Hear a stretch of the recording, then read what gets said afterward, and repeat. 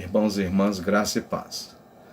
Vamos refletir o texto de Mateus 8, do 18 ao 22, que diz o seguinte: Vendo Jesus muita gente ao seu redor, ordenou que passassem para a outra margem.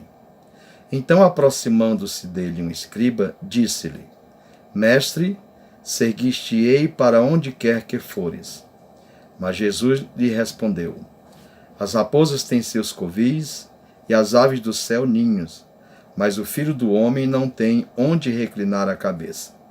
E outro dos discípulos lhe disse: Senhor, permite-me ir primeiro sepultar meu pai. Replicou Jesus: Segue-me e deixa aos mortos o sepultar os seus mortos. Esse é um texto, irmãos e irmãs, que chama a atenção pela forma como Jesus conduz o diálogo com o escriba e o discípulo. Por quê? Porque parece muito racional e pouco emotivo. E quando nós lemos esse texto, nós ficamos impressionados. O versículo 18 diz que tem muita gente ali ao redor de Jesus. Ele havia realizado alguns milagres. Então ele ordena que passem para a outra margem.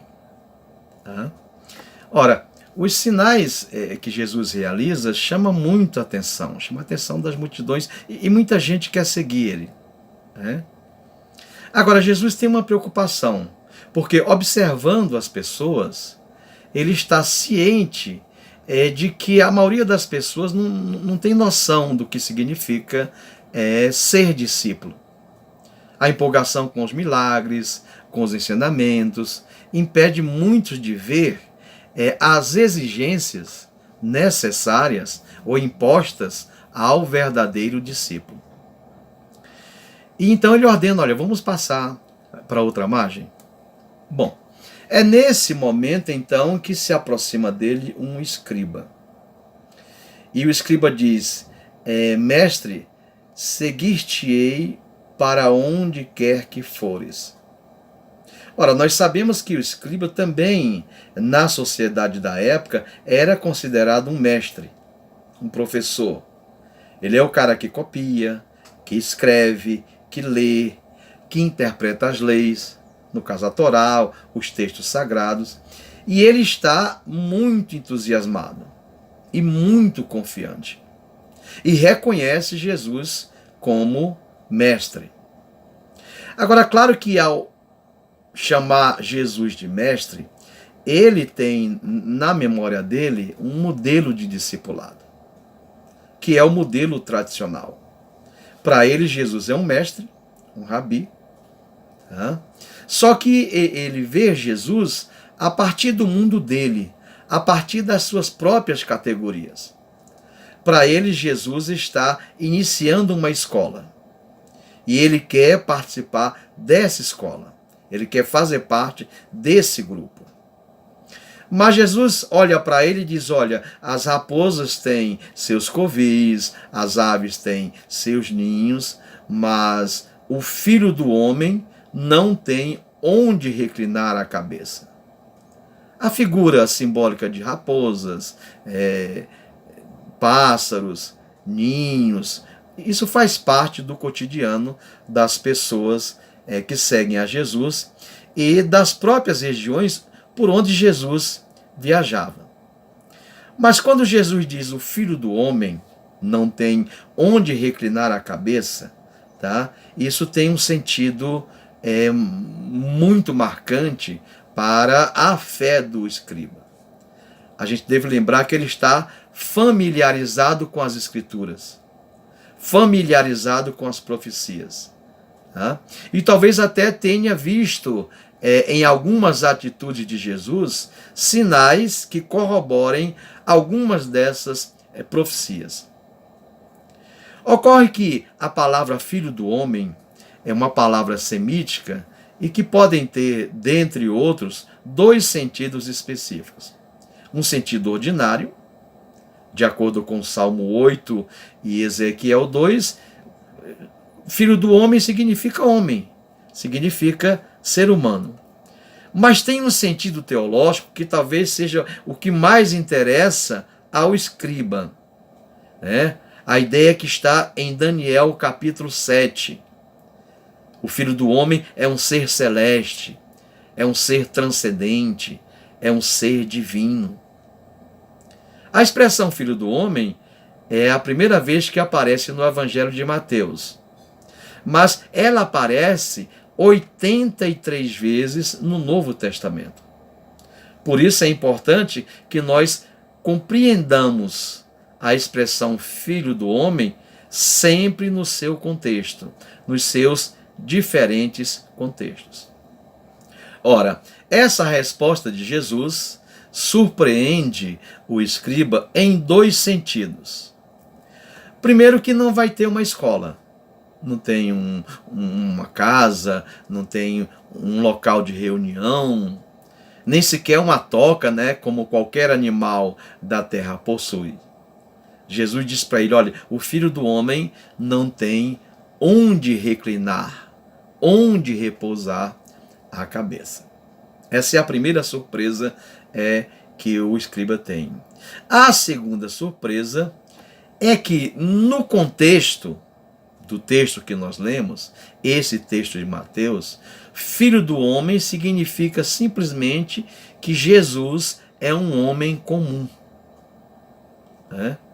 Então, imediatamente vem à memória do escriba a ideia de que o Messias, aquele que está diante dele, não é um rei, não é um sacerdote, nem tampouco um comandante forte, poderoso, capaz de mobilizar as massas, e então, reunindo essas forças, criar uma guerra santa contra a opressão imperialista. Ora, isso significa que diante daquele Messias, o escriba precisa rever todo o seu conhecimento literário. Ele tem que rever tudo aquilo que acredita sobre aquele Messias modelo que a sociedade judaica esperava. A Bíblia diz, o texto diz então, que ele vai embora e não sabemos o que aconteceu depois. Ora, mas nós temos o drama de um indivíduo que já é discípulo. Após ele ouvir a ordem de Jesus para passar para outra margem, ele se achega a Jesus e diz, Senhor, permite-me ir primeiro sepultar meu pai, enterrar meu pai. A princípio a gente pode imaginar que o pai dele havia morrido e, de acordo com a lei, ele teria 24 horas para enterrar o pai, por isso a pressa. Mas quando nós lemos o texto no seu contexto, nós temos a impressão de que o pai dele estava vivo, talvez doente, convalescendo. E era responsabilidade, de acordo com a cultura judaica, era responsabilidade do filho mais velho, que pode ser o caso, cuidar dos parentes idosos, doentes, até o falecimento. Só que isso poderia durar anos. Jesus então diz para ele, olha, segue-me, deixai aos mortos sepultar os seus mortos. Jesus deixa claro para esse discípulo que a pregação do Evangelho, as boas novas, é mais urgente do que enterrar um morto espiritualmente.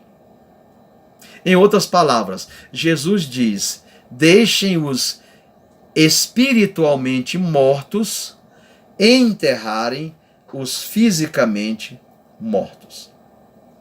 Ora, irmãos e irmãs, o eixo desse texto, na minha opinião, está no versículo 18, quando Jesus ordena aos discípulos que passem para a outra margem, de uma margem para a outra.